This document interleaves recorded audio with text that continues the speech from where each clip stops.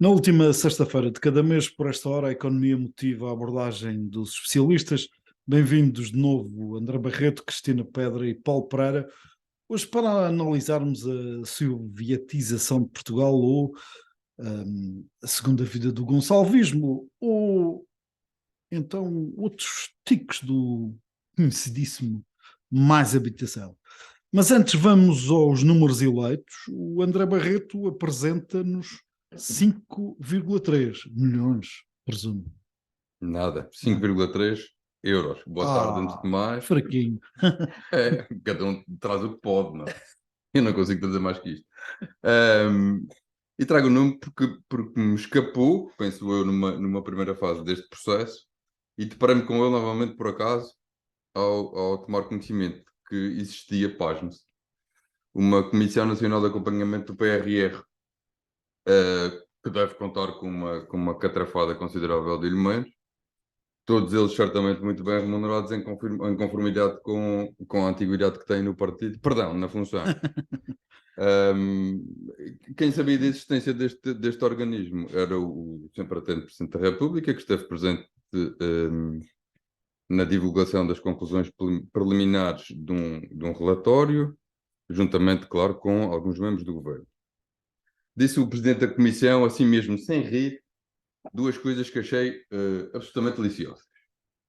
Primeiro, que as instituições públicas têm dificuldades em termos de recursos humanos, pelo que se calhar é melhor que sejam as universidades a avaliar candidaturas ao PRR, e eu, tonto, achar que nós tínhamos funcionários públicos a mais. E a segunda coisa engraçada foi que desconhece o estudo do gabinete do Ministério das Finanças que explica o efeito multiplicador de cada euro investido através do PRR. Mas que, como esta dita comissão não tem funções de auditoria e de controle, porque deve ter sido criada outra comissão para esse efeito, também não faz mal que não lhe tenham mostrado o dito estudo. Daqui saídos, vamos então ao número, mas permitam-me antes recordar uma coisa que faço várias vezes, que PRR significa Plano de Recuperação e Resiliência.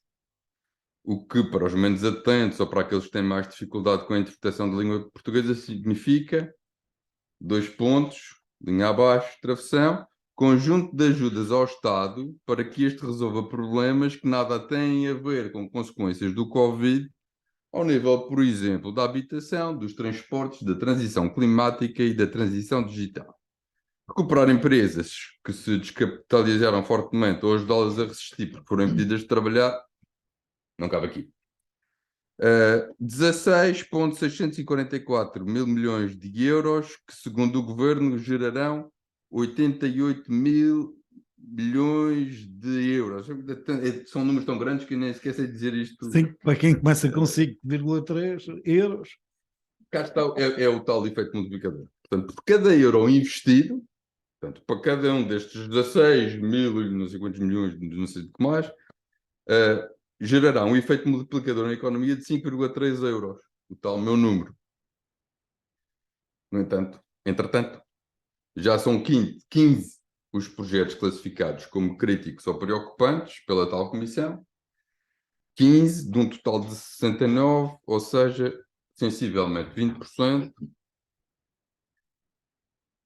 Portanto, os 5,3 euros já reduz aqui 20%. Depois, 21 outros projetos parece que precisam de acompanhamento. Eu não sei qual é que é o Por outra acompanhamento que eles comissão. precisam. Provavelmente criando-se uma outra comissão. E só 33 estão alinhados, ou seja, menos de metade destes. Portanto, isto vai dar 2,5 euros. Já estamos aqui arredondando em 2,5 euros.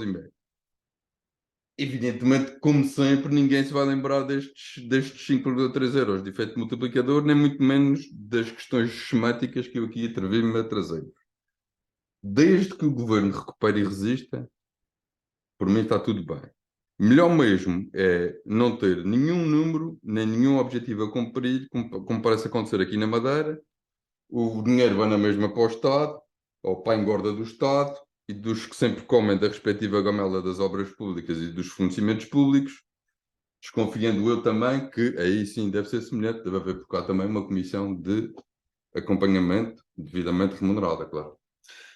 Ora bem, o André Barreto detectou que, afinal, há uma comissão de acompanhamento do PRR que, pela sua contabilidade, vai tendo dificuldade em gerar efeito multiplicador. Mais generosa na distribuição está a Cristina Pedra, que tem 85 milhões de euros Não é para de euros, partilhar. não é de euros. Ah, não. Ora bem, isto tem a ver com uma questão que o André também aflorou e que tem a ver com os desafios, os empregos do futuro, os recursos humanos e o Fórum Económico Mundial estima que daqui a 2 anos 85 milhões de trabalhos sejam feitos só por máquinas. Há uma profunda alteração tecnológica, digitalização, a robótica, com a vantagem de que substitui tarefas absolutamente rotineiras, que muitas vezes os cidadãos não estão disponíveis até para fazê-las, e também que absorvem grande parte do tempo despendido pelo ser humano. E, portanto, tudo isto é facilmente automatizável. Hoje já não é novidade nenhuma, se nós pensarmos, por exemplo, nas pessoas que faziam a função de caixa nos bancos, hoje estão reduzidas a 15% da atividade devido aos mecanismos de pagamento automático, multibanco, home banking, etc. A boa notícia é que 97 milhões de novos empregos podem surgir na próxima década. Agora, para quem? Para quem tiver qualificações. E áreas como elevadas tecnologias, software, detecção de fraude, reconhecimento facial, desenvolvimento de carros autónomos, trabalhar com inteligência artificial, especialistas em machine learning, em GPT, que agora é a moda, e todas estes programas e instrumentos pré-treinados para gerar respostas a partir de milhões de gigas de dados e parâmetros são as funções que são identificadas como as de futuro. Eu deixo só aqui, portanto, se há um futuro que é de maior qualificação, deixo aqui uma nota que é o nosso tecido empresarial nano, pela sua natureza muito familiar, como é que pode avançar neste sentido, a necessidade profunda de reformular o ensino, a formação profissional, as pós-graduações e que devem começar já com esforço na escola primária. Uma preocupação maior, já existencial, é quem é que vai introduzir os dados e com que objetivos se usam os dados. Fica aqui a reflexão para E isto. estarão os dados certificados? Essa é uma Exatamente. dúvida, por exemplo, daqueles que já usam, não sei se é o vosso caso, o chat GPT, que também ameaça algumas das profissões por agora existentes. Então, O Fernando Medina resolve bem. mais uma piada do André, antes de sabermos o número, que pelos vistos não tem nada a ver com o número, do Paulo Pereira, com a temperatura a descer, presumo que também não sejam graus, 0 é o que nos traz. Olá, boa tarde. 0 é de facto o número que é exatamente o valor do conhecimento económico que foi demonstrado recentemente por um dos partidos que faz parte da coligação que governa a região autónoma da Madeira, em que anunciou, e passo a citar, infelizmente ficamos a saber que em Portugal os supermercados e as grandes superfícies em geral podem praticar os preços que quiserem. Não existe em Portugal nenhuma lei para tabelar os preços nas grandes superfícies. Vamos apresentar de imediato uma iniciativa legislativa para propor na Assembleia que se legisle acerca do tabelamento de preços. Esta proposta isto foi uma notícia que o CDS, do parlamentar do CDS, apresentou. O CDS tem, curiosamente, a pasta de Economia na região autónoma de Madeira. A questão do tabulamento de preços é o grau zero de conhecimento de como funciona a economia. O tabulamento de preços leva sempre a prateleiras vazias. Porquê? Não porque as pessoas sejam más, não porque há mercados negros, não tem nada a ver com isso. Tem a ver com o simples facto, vou dar um exemplo. Imagine o Ricardo, que é um empresário, imagine, antes em vez de ir para a política, você era um empresário que fazia bolos, ou vendia frango fumado, por exemplo. E você estava neste negócio e de repente alguém se lembra de tabelar os preços das matérias-primas que você usa. E as matérias-primas, no caso dos bolos, são os açúcares, as massas, os corantes. Você faz bolos para casamentos, para batizados e consegue comprar isto no mercado internacional. Portugal não produz. Fora da alçada desta legislação destes senhores, dentro do cabaz, estes senhores iam legislar, não era lido quem produz estes produtos no Sri Lanka, na Índia, nos Estados Unidos, na Alemanha, etc. E você tinha o preço tabelado e também tabelavam aqui em Portugal, o mercado é livre, o mercado de ser livre, tabelavam aqui, para desculpa, o preço do bolo de casamento. Bom, isto é fundamental, pessoal quem casar, temos que criar mais famílias, vai para um problema demográfico. É bolos. Temos que tabelar os bolos. E então vocês vendiam bolos, 150 euros, não sei se com ou sem fatura, mas imagino que com, e depois você descobria, estava tabelado aí, mas que entretanto, no mercado internacional, no qual não é dominado e nem respeita a legislação de toque cabaz, todos os condimentos para fazer aquele bolo já iam a 170 euros. Mas estava tabelado a 150, agora faltava aumentar o seu preço, que constatamos que infelizmente estas coisas acontecem. Você ia fazer o bolo, a custar 170 e é obrigado a vender por 150. A minha pergunta é, Claro que não. o que é que acontece? Não havia bolo para ninguém. Isto é válido para casamento. Nem entregava frangos fumados. Era uma boa maneira para resolver não haver casamentos, mas pronto. Isto para lhe dizer que isto vai-nos abrir ao segundo passo daquilo que é a proposta para falarmos hoje. Quando se tem grau zero de conhecimento económico e se entra nisto, o verdadeiro populismo é isto. Abre-se a porta para coisas que nós não... Quando o gênio sair da lâmpada, ele já não volta lá para dentro. E entramos todos no populismo das coisas da economia. E isto são sinais que vamos dando errados às pessoas de como é que as coisas podiam ser resolvidas. E sempre que isto foi prometido, porque sempre que se prometeu o céu na terra, acabou sem inferno. E isto começa com estes pequenos sinais, com estas pequenas promessas demagogas, mais me espantam vindo de quem vem ou não, porque também é preciso lembrar que quando o Leroy Merlin anunciou que vinha investir para a Madeira, quem foi a cara política de uma lista de empresários que se opõem à vinda do Leroy Merlin foi bem identificado na altura. Só para recordar, O atual secretário de Economia. Exato. Era só para certificar. Uma pequena nuance. Podem os ouvintes não perceber quem é que tinha empresas na área do frango fumado, era o atual líder parlamentar do CDS. O André queria introduzir algo ao grau zero do conhecimento. Relacionado com isso, porque esta questão que o Paulo nos trouxe, exemplificando com bolos, existe atualmente no setor dos medicamentos. E nós hoje... Que tu também dominas. Não domino. A minha presidente é que domina. Exatamente. Para acompanhar. Simpatia, por simpatia. Simpatia. As pessoas hoje estranham, muitas vezes, a inexistência de determinadas referências de medicamentos nas farmácias. E acham que a culpa é das farmácias. Não. Quem tabela alguns preços de medicamentos é o Estado português. O laboratório, entre vender a um determinado valor no mercado livre ou ter que sujeitar-se a um preço que é estabelecido por alguém que não faz ideia de quanto é que custa um medicamento, por exemplo, opta por coisa. É um exemplo dos está dada mais uma explicação para uma eventual falta de medicamentos, e não tem sido poucos os que têm faltado, nomeadamente na farmácia hospitalar.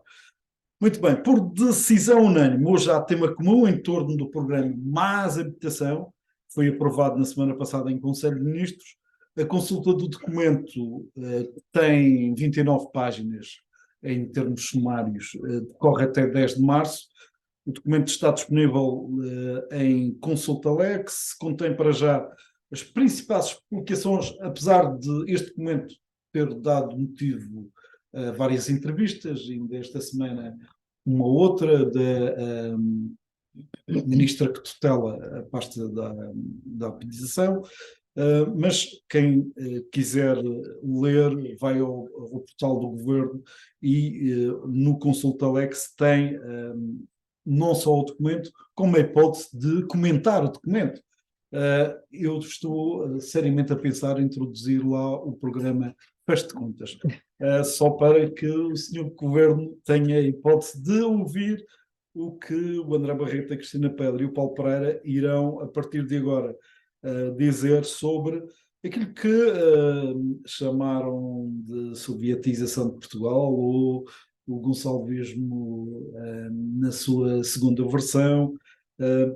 Enfim, o programa pretende, segundo o governo, ter mais construções, mais casas e, sobretudo, mais justiça. Aumentar a oferta de imóveis para a habitação, simplificar os processos de licenciamento, aumentar o número de casas no mercado de arrendamento, combater a especulação e proteger as famílias são os propósitos do Executivo Nacional que, como se sabe, e a prova está aqui, tem dado muito do que falar, por N razões, nomeadamente por a violação inequívoca do direito à propriedade. Mas vamos por partes. Cristina, quando quis abordar o tema, falava na sovietização de Portugal. Então, A sovietização não deu resultado. Vamos lá ver se em Portugal alguma vez dará. E eu começaria aqui, porque o tema é realmente escolhido por unanimidade e que vai, de certeza, verter as unanimidades de pensamento. Eu arrepio aqui um bocadinho de caminho a brincar e que eu li recentemente o relatório do Conselho de Finanças Públicas, que diz pouco menos de metade das empresas públicas atualmente não têm as suas contas aprovadas pela tutela. De que ano? Do ano 2022. Recentemente, não têm os seus orçamentos e planos de atividade aprovados. Portanto, o Estado é mau a ter empresas, é mau a gerir empresas e não fiscaliza, não acompanha, não controla. Este governo de António Costa nacionalizou empresas. A TAP, a FASEC, e acabou com diversas parcerias público-privadas que funcionavam e bem na área da saúde. Este mesmo governo, que não consegue sequer ter os serviços de obstetrícia a funcionar todos os dias e que é preciso a mãezinha andar com um plano ou um cronograma para saber onde é que pode ter o seu parto, é este que tenta convencer o país de que a grande solução para o país é este Estado. Vai arrendar, vai subarrendar casas, vai obrigar os proprietários a arrendar, a quanto e a quem não interessa, é uma decisão do senhor governo, vai ajudar a receber as rendas, vai ver ele próprio a taxa de esforço de cada família, com base nos rendimentos de cada família, vai taxar, vai punir quem não quiser entrar neste mercado de risco, e o mercado de arrendamento é tão ou maior risco do que o mercado bolsista, e só nos falta, no fim do prazo acordado, portanto ao fim de 5 anos, será que temos quer o prédio devolvido? E em condições? Temos devolvido nas condições a que pelo menos o entregamos. Só nos falta, daqui a 5 anos, provavelmente ter no governo a Mariana Mortágua, e então o caso Robles e tantos outros são sovietizados e com fisco completo da propriedade privada. Não querendo ser destrutiva, mas infelizmente não vais... não encontro mérito nenhum no programa. Eu encontro algum mérito e, por exemplo, se é possível reduzir burocracia e licenciamentos, muito bem. Mas há aqui um pressuposto. É que primeiro têm que saber do que é que falam e têm que falar com quem implementa e com quem está no terreno, que são as câmaras municipais. Bem sei que o Sr. Primeiro-Ministro foi um brilhante autarca, mas As coisas evoluíram e só aqueles que podem implementar são aqueles que têm que ser parceiros de diálogo. Dito isto, há um pilar, agora o contraponto, há um pilar do Estado de Direito e Democrático, que é o próprio direito à habitação, mas também o direito fundamental à propriedade privada. Propriedade privada que tem sido um meio de poupança de muitas famílias, para que amanhã, endividando-se, para que amanhã possam ter condições para o seu filho morar, ou paz, ou arrendar e até fazer daí uma maior poupança. Mas isso é um ato voluntário, não é um ato imposto. Então, vamos lá ver. Historicamente, houve e tem havido um apoio assistencialista de construção de habitação social. E isso tem sido mau, porque às vezes fomenta guetos, portanto, E desigualdade. e desigualdade. Então, nos últimos anos, reduziu-se imenso a construção e existe um problema de falta de oferta. E então, o que é que se pode fazer?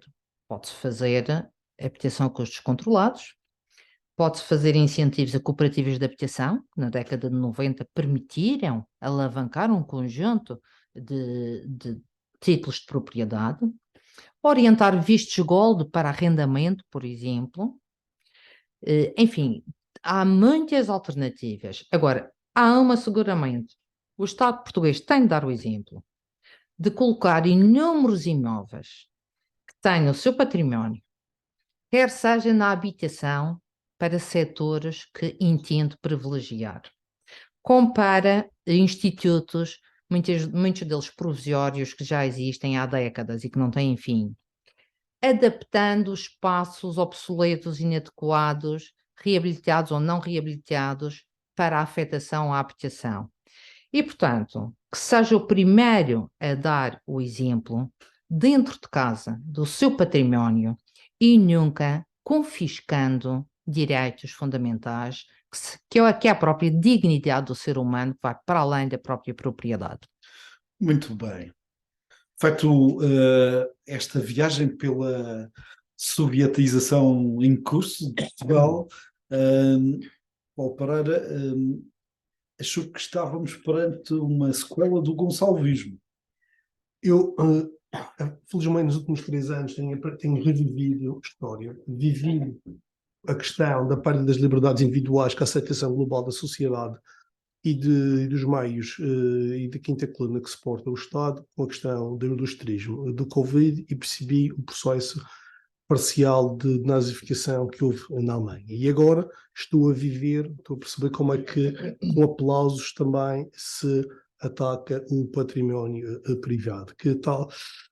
E que gostava de fazer com uma série de considerandos muito rápidos. Em primeiro lugar, dizer que se fores hoje ou amanhã não sei, mas hoje ou ontem tinhas ido protestar um fecheiro no tal site, não está a aceitar, está bloqueado.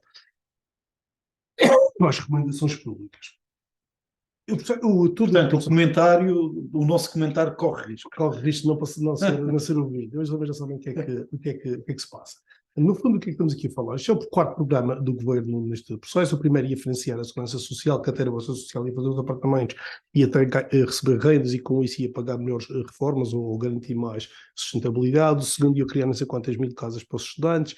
E o terceiro, o Estado ia pôr o seu património à disponibilidade dos privados para que pusessem tudo, fazer habitação. Tudo isto neste governo, nada foi feito, vem este quarto. Em desespero, para salvar a cara, não custa quem custar, que é claramente esta estratégia. Eu não vou discutir questões legais, essencialmente ver 3 pontos fundamentais, na minha opinião. A questão do fim do Golden Visa.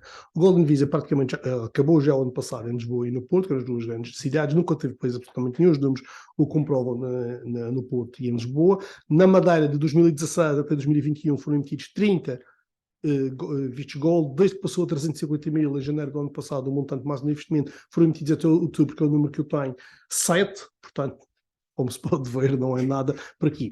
Mas eu tenho aqui uma dúvida só, que vamos ver com o tempo. Eu por isso estava a adivinhar quando dizia que este ano vamos ver quantas as escrituras estavam prometidas e iam ser realizadas. Porque se calhar não houve muitos Golden Visa emitidos no passado porque não havia oferta para eles e agora estão a ser prontas. as casas, os Exato. apartamentos preparados para eles, esses investidores só vão ver. Aliás, o grupo Bolsa Correia já anunciou escrituras no valor de 100 milhões de euros. Sim, uma parte delas porventura para, e se calhar não vai. Mas bom, tudo bem.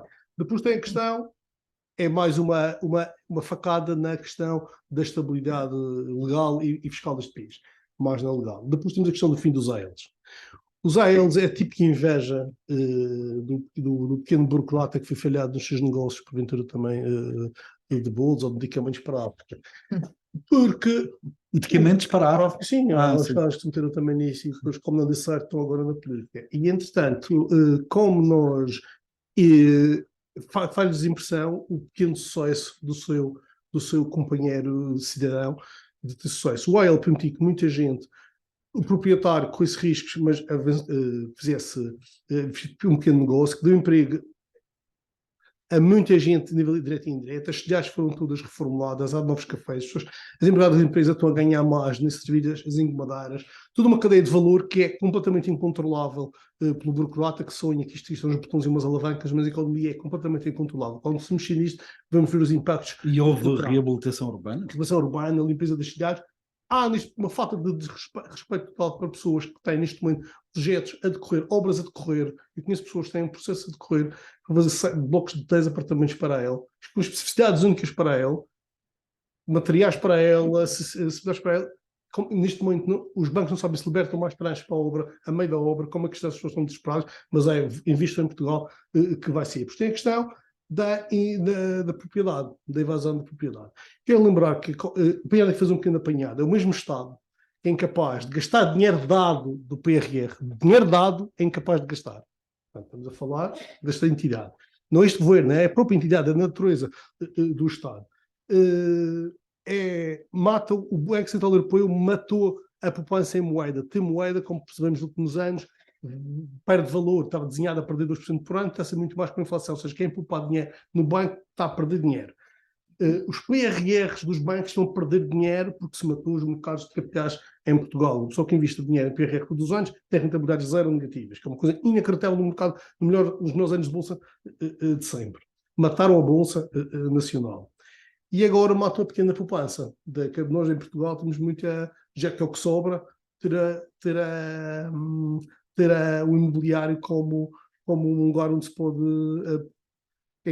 ao menos andar caranjo, que é uma expressão que se usa muito cá. Portanto, é claramente um país que não é para investidores, já para velhos também não será.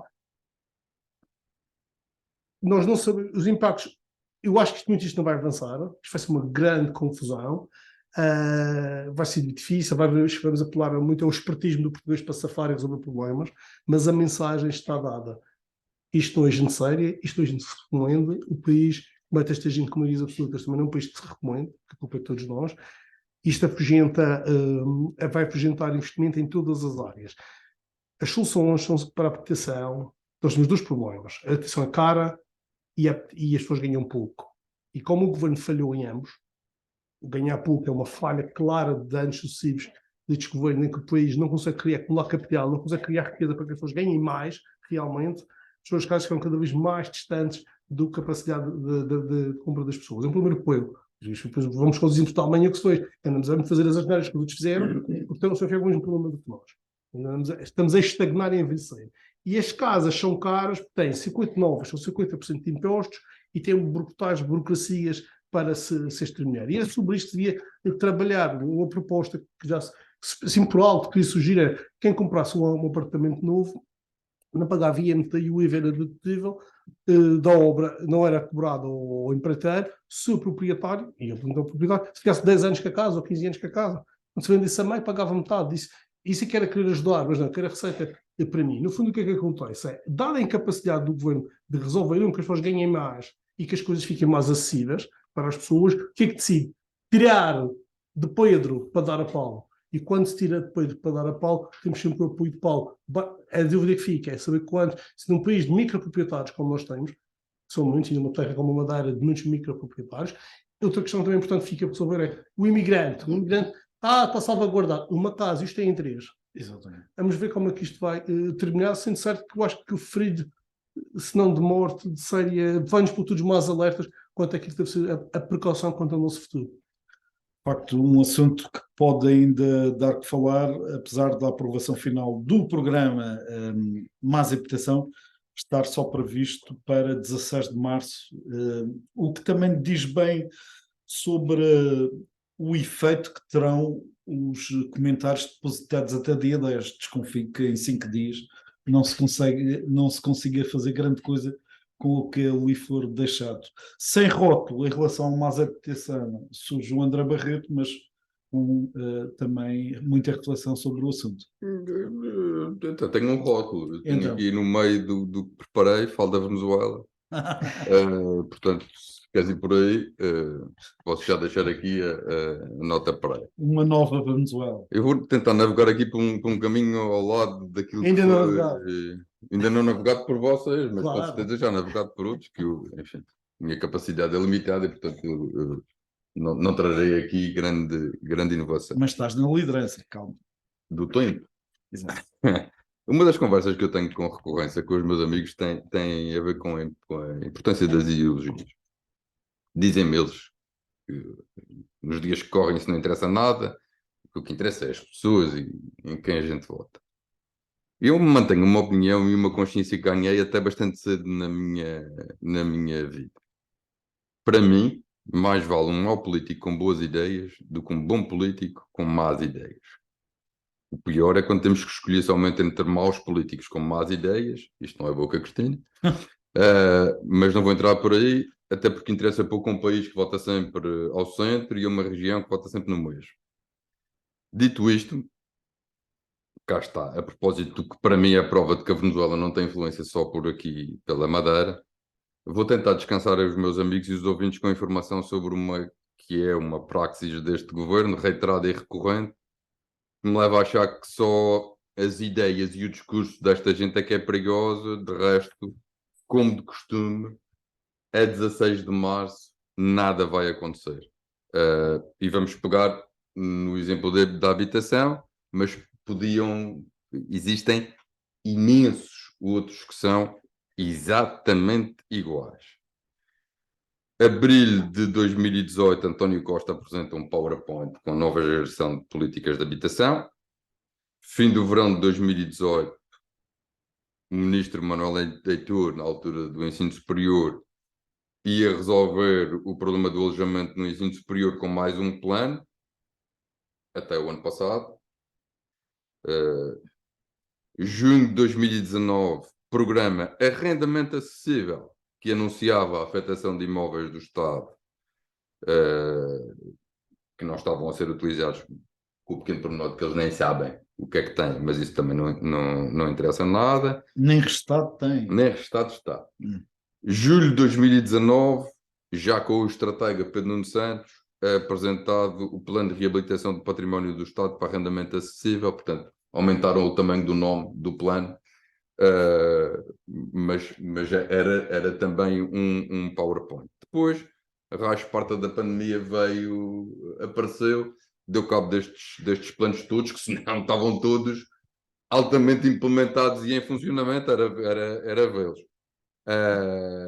Havia aqui a conversa no meio, 2024, 50 anos do 25 de Abril, nós vamos resolver o problema e garantir o direito universal à habitação.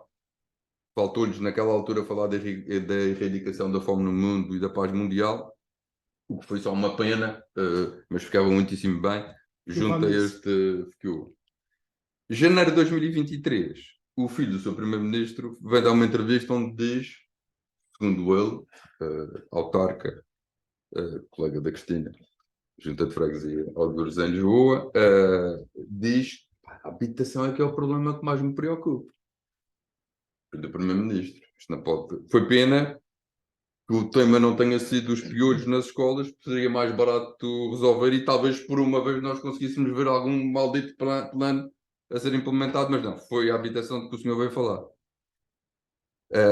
Consequentemente, o pai da criatura teve que chegar-se à frente e tentar fazer alguma coisa, e o que fez foi um PowerPoint.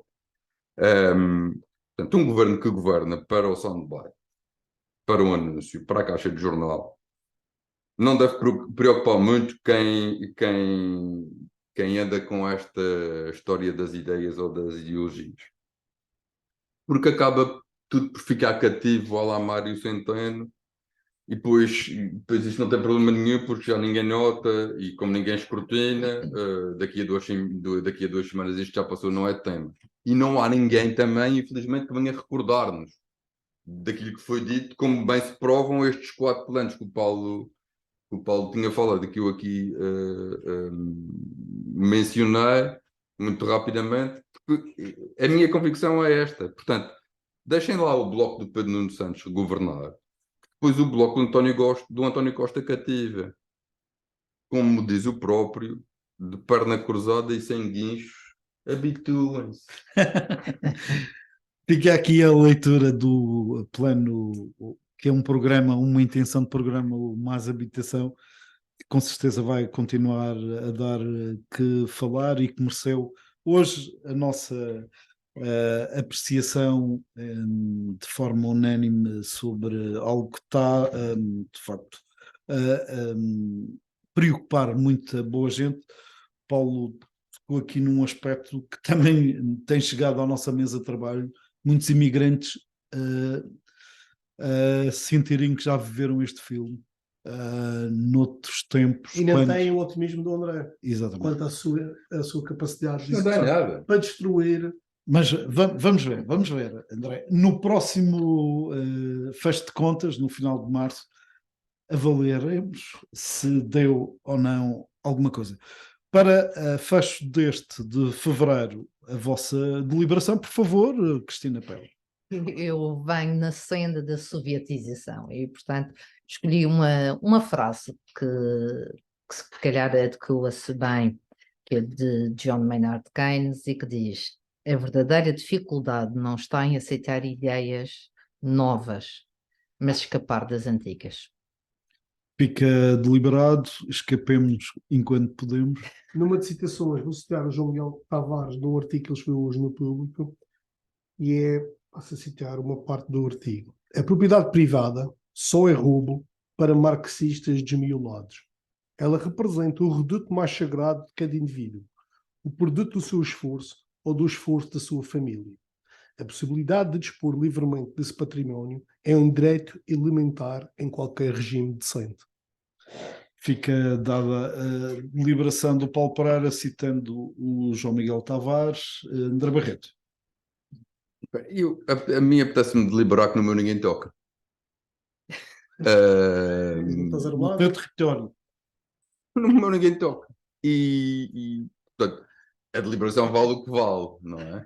Ela é minha e, portanto, cá estou também para defender esta lógica até que as forças me valham. Não, por pouco que seja, no meu ninguém vai tocar. Por pouco, mesmo que Quintinha seja só de nome. Eu estou a falar da Quintinha, até não é só de nome. Não, é mais do que uma Quintinha. É porque isto, a brincar, eu mantenho a minha convicção de que isto vai dar uma mão cheia de nada, porque isto é tão estúpido que nem em Portugal. Portanto, nem sequer. Não vai dar em nada, porque depois vão os meus juristas chamam a isto um bife. Eu imagino, eu se fosse advogado, Vão aumentar os honorários bastante. evidentemente, não é? Portanto, ninguém com dois, mas foi um PowerPoint, pronto, foi um PowerPoint infeliz. Mas esta legítima defesa faz sentido. Mantenho, delibero, no meu, ninguém toca. E eu vou fazer aquilo que me Um dos apetecer. pais fundadores dos Estados Unidos disse que um Estado que tem medo, um governo que tem medo do seu povo, chama-se liberdade. Um povo que tem medo do seu Estado, chama-se tirania. Ficamos assim com estas teses maravilhosas do André Barreto, da Cristina Pedra e Paulo Pereira. Hoje abordamos sobretudo os tiques do Mais Habitação, e os tiques não são nada famosos. Cá estaremos na última sexta-feira de março para medir o que foram as decisões tomadas, ou que se presume, estão previstas para 16 de março, no Conselho de Ministros. A ver, vamos se ficam na gaveta ou se entram em ação. Até lá.